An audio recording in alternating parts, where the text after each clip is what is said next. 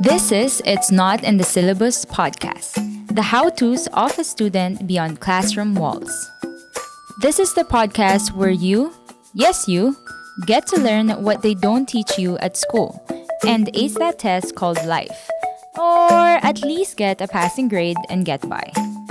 It's Not in the Syllabus is a podcast brought to you by the Adventist International Institute of Advanced Studies, together with the Student Association, where we feature stories by the students and for the students. Join us as we discover life lessons you'll surely need.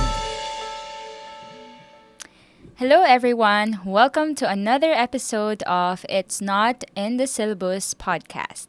So, for today, we'll be talking about something all students and teachers and even professionals can relate to. It's all about technology and its role in productivity. I think most of us are now bombarded with so many things, and we want to be able to do more with that limited time that we have.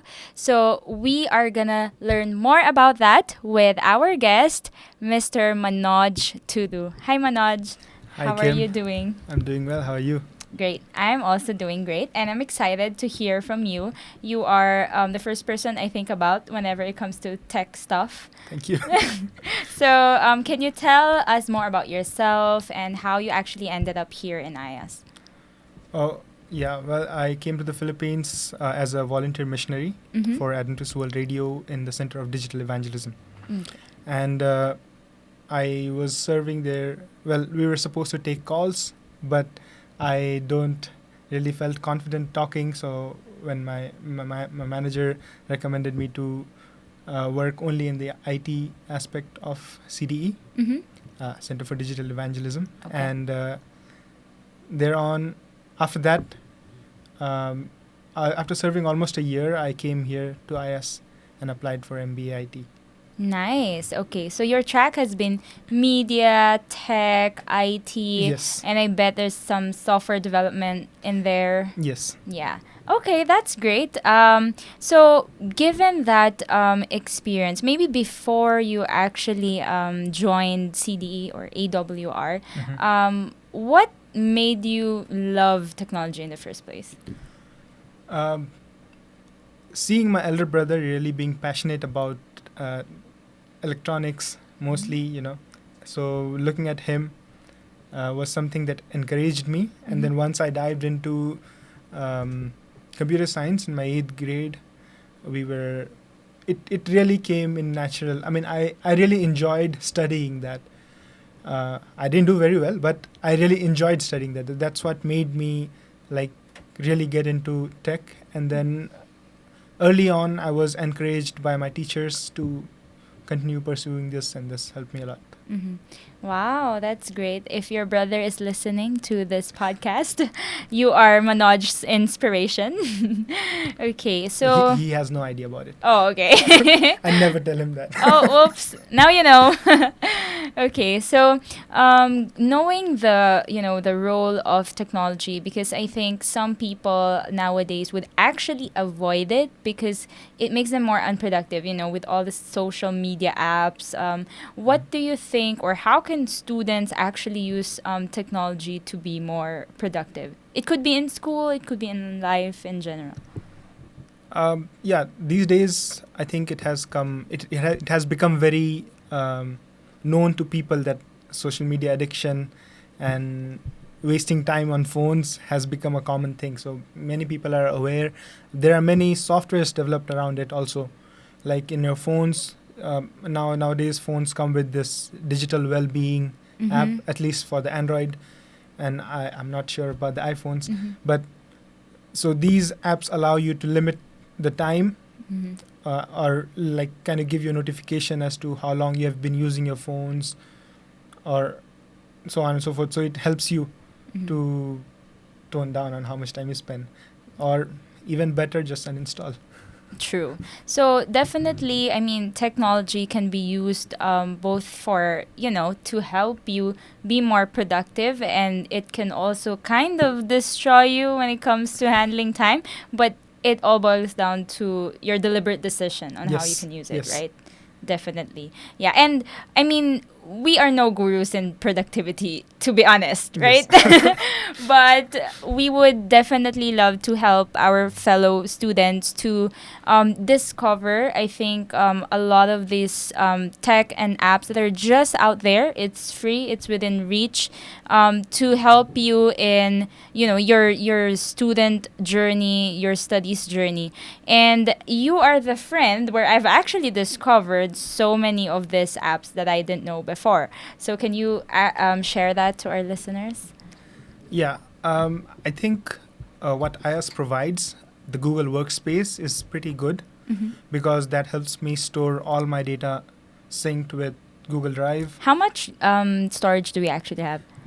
Well, it says unlimited, but as I think it's 1 terabyte. So Wow, that's a lot. A lot for one person throughout their education journey. So I always sync all my documents on my local computer. So because we don't lack internet over here, so everything is synced. That helps me access my files from anywhere I am. And Google Calendar helps me with managing time. I can schedule in advance. I can create events that reoccur every month, or every weekly. You can create that.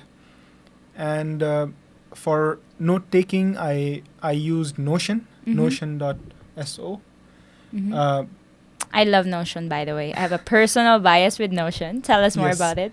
And Notion can be used as your project tracking system. Also, it can be used as your knowledge base, where you store everything that you research. Like it could be a small thing which you read, an article you read. You can just dump that. I literally have a page which stores all my bookmarks. So if I find anything interesting, I just web clip it. There is a feature called web clip, and then it just stores my bookmarks and any article that I came across which is interesting. Yeah, it's basically like a digital notebook, right? Yes, it's a digital notebook, so I don't have to carry on. Yeah, and what I love about it is that you can, include emojis, images, links, whatever you want. Yes, you can embed files into it. So you can even code, I think, like put. You can store your codes also in that. Yeah. Yes. Yeah, there you go. So we do recommend Notion. It's free, right? It's free to use. It's free for educational accounts. So you get the premium features for just your normal educational account. There you go. And what else aside from this apps that you've mentioned? I use one which manages my Chrome tabs. It's called OneTab.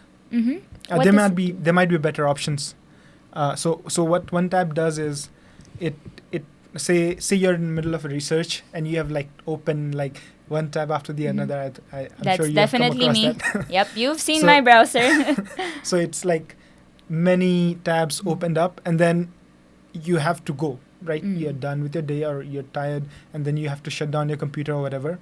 So what you can do is through this Chrome extension, which is also free, you can basically click on it, and what it does, it makes a list of all the links that you visited in the order that you visited, and then it stores them and it saves them.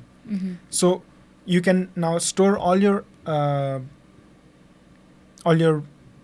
links, and then close your tab, and then let's say you're doing this research for a certain class, so you can resume back right from there. And let's say if you did research from some other class, then it stores separately, so you can resume back that research from that place again. So that becomes kind of makes it easier for me to look around things, definitely. and also keep different subjects separate. Yeah, and it's different from a bookmark, because this can store like numerous tabs at once, and the moment you open your browser, you actually find it there already in place. So that's also a great app. And on top of that, you can share it as all the links together bundled as an HTML file, and then you can share it with anyone. Okay, that's really great. So I'm sure I think you have like a long list of all these apps that you have. I did want to mention also more on the life helping apps. is Google Photos, and you were the one who introduced that to me as Yes. well, because I am an iPhone user and I have a struggle with my storage, and I love taking pictures, documenting my life here, every travel that I have, and I don't know where to put them because my iCloud is full. My regular Gmail with 15 gig is full. So you introduced that we can save photos in Google Photos. And how much storage does it have? Yeah, that also has a 1 terabyte shared with your Google Drive. Okay. So altogether. You can basically, excuse me, you can basically use your Google Photos Mm-hmm. with your EDU account, Mhm. your IS account, Mhm. and then store all your Yeah. pictures up Yeah. there. And I suppose this actually works for any institution that ends with a .edu, not just Yes. IS, because Yes, that's Google Workspace. So Okay. any institute that incorporates Google Workspace, Mhm. they can take advantage of this. Wow, that's great. So this is open to all students who are Yes. currently studying. Great. Yeah, that's really nice. And when it comes to maybe more of life apps, I should say, I mean, I know we have like the food delivery, that makes our eating life easier, though Mhm. maybe unhealthy. But yeah, aside from that, maybe on the finances side or, I don't know, health, lifestyle side, do you have any recommendations? One app that I recently came across was Monefy. Okay. It is basically a budgeting app Mhm. which allows you to store track all your monies. Money. Mhm. And but before that, I used to use something which was open source and free, which is called GNU Cash. Okay. GNU Cache. It is for multiple devices, and you can sync them, I believe. And with Moneyfi also you can sync. Moneyfi is A digital wallet or more of like a no, it's not a budgeting digital wallet. app? It's a budgeting app. So Okay. let's say you spend something, and then you can just enter it. Mm-hmm. We basically live with our Record it. phone. Yeah, So that's true. You can just keep recording what you spent, and then at the end of the day, you'll get a report of how much you spent on what. And then if you have a target, if you've watched Felipe, Mhm. right, you budget Yes. down everything, Yes. everything from till every penny. Yeah. So you can basically see how much you expected to use and how much you ended up using. Yeah. So that's a Wow. tool I use quite often. It's a great way to track your expenditure, Yes. also your income. Okay, this is a great part too of Yeah. Felipe's podcast. It was really helpful to me Mhm. because being a missionary, Mm-hmm. tight with all your budget, Mhm. you had to force yourself to spend only as much as you could, Mm-hmm. and if you had to save, then that was a bit tight. Yeah, that's very true. And it will also make it, easier compared to just getting all the receipts, writing them down. Yes, I yes. mean, that will drive me crazy. If you do it instantly, it Mhm. takes 5 seconds. You just Yeah. enter your amount and then it's True. done. While waiting for your order, Yes, right? sure. Yeah, definitely. Oh, I like that. I'll give it a try. So I hope our listeners would also find that app useful. Yeah, aside from the finance and maybe a lifestyle kind of app, do you also use? Um, Pre-COVID, Mhm. I think I used this Nike fitness app, Okay. but not really there. I couldn't keep up with it, but that's something that was really helpful also, as it has pre-made exercise routines that you Mhm. can follow and do. That was Mhm. really good. Adidas also has something similar. So yeah, those are few. And then when it comes to time scheduling, Mhm. I think the most I've used is Google Calendar. Okay.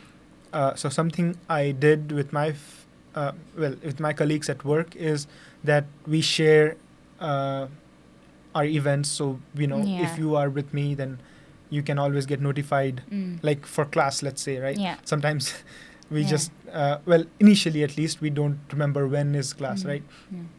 So you can create an event which is basically every Monday and Wednesday, Mhm. let's say, on this time, Mhm. and then you can create it up till this date. Yeah. So every Monday and Wednesday until that day Mhm. is already you already have that event occurring, so recurring. Yeah, and to add on that, I think this is specifically for individuals who maybe do, I don't know, consultations or just meetings in general with other people. So most likely professors. You know how students would just like to barge in their office, and maybe that kind of breaks their productivity flow of the day. And if they want or they have like a regular schedule to meet students, they can also use Calendly or Harmonizely. So these are calendar booking apps. So students can just see, oh, this is the available time, and when they book it, it's no longer there for the next person who will be booking. And then you, as the person who owns the calendar, will have a view of all the meetings you'll have. Yeah, So, Calendly is a very good tool also. But what Google's been doing is incorporating these features into them also. Oh, that's true. So when you create an event, you basically can invite someone into that time. And something I experienced with my manager is that when he, you can basically see his calendar through our Google Workspace. So when I search him, I can see, okay, this part of this day he's busy. This part of the day he's busy. So I can book a slot at this time. He seems free. So I just create an event and then invite him. And if he is really free, then he will just accept it. And if he doesn't accept it, then I know he's busy. Things like that. Yes. That's so true. Yeah, Google Calendar can do all those things these days. And even Google Docs has started becoming like Notion. It's incorporating some of the features that Notion provides. So you don't have to install and get into new softwares. Just we have Google Workspace, and it helps. It can really do a lot. So it's like a one-stop shop for all yes. your productivity needs. Yes. Yeah. Like in Google Doc, something that I really like is that you can mention people, you can mention file names within your Google Drive, and you can mention comment, collaborate, date, reminders. That's true. So it helps us very, very massively. Actually, I did want to mention also, I think for presentation making, I mean, all of us must have presented in a class. And one of my favorites definitely is Canva. And aside from Canva, it's also SlidesGo. So it's compatible with Google Slides. I recommend that more if you are collaborating in a group. But Canva works best if, you just need to design something on your own and you need like design inspirations. Yeah. Yeah, I think I myself don't have a Microsoft account because, you'd have to pay for that. Well, at least in the early student time, I didn't have that. So I used Canva basically for all my presentations throughout my student life here. Wow. So, and Canva is really nice. It saves you a lot of time because it has pre-built templates. And in fact, for students, we get 1 year of premium subscription, or it basically gives you as long as you're a student. So you can continue to reapply if you let's say if you're in the school for like 2 years, 3 years. You can keep on reapplying, and then you will get the benefit for this time. Yeah, I think there's really so many apps out there. If you need, any help with this apps and even installment, and just have any questions, I'm so sure Manoj will be happy to entertain those questions. But yeah, so I know we have a long list of apps, but maybe just one thing that you can let our listeners know about using technology for productivity. You can share that with them. Using technology for productivity, I would it's a blessing to have technology the way it is. It is really nice that we have this ecosystem that we have with different phones, different types of phones, different types of operating systems. Something I've really struggled with as being a curious person is that I want to always know, okay, what can I do, what more can I do with different softwares, trying it out. Maybe not everyone is like me, but keep it simple. Like I think most of the features that we're looking for is already existing in the system that we're using currently, right? So maybe we should just explore more of what we have. Google Workspace is an amazing place, so you can go. That's like Drive, syncing, saving photos, right? All these things can be done. So be more curious, I guess. I don't know. Yes, definitely. And look for more options or ways to do things within the workspace that we have already. Definitely. I mean, learning is an endless journey. So we have everything we need. It's just a click away as compared to our parents and grandparents when they used to study. So I hope that listeners were able to gather apps and softwares that they can use day to day. We'll also try to put all of this in the description box so that you can just refer to them, download them, and if you find it useful, you can also let us know. Thank you so much, Manoj, for being in the show, and we hope to see you again. Bye. Thank you. Bye.